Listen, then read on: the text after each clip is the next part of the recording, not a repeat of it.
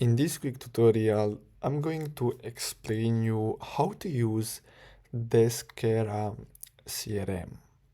So Deskera CRM is a cloud-based platform that helps businesses manage sales, contacts, deals, and customer interactions efficiently.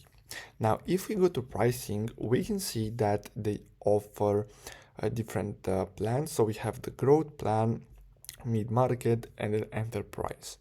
So this one is ideal for businesses with around 5 to 20 employees, and this one for 20 up to 50 employees, and then you have enterprise with more than 50 employees. So the growth one is going to be around $200 per month per user, and as you can see, this is built annually for minimum 5 users.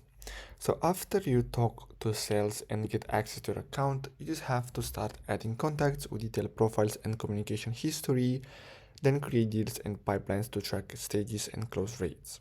Then after that, you can also automate emails and follow-ups using built-in campaign tools and monitor performance with sales dashboards, tasks, and reports. So basically that's all for today's video.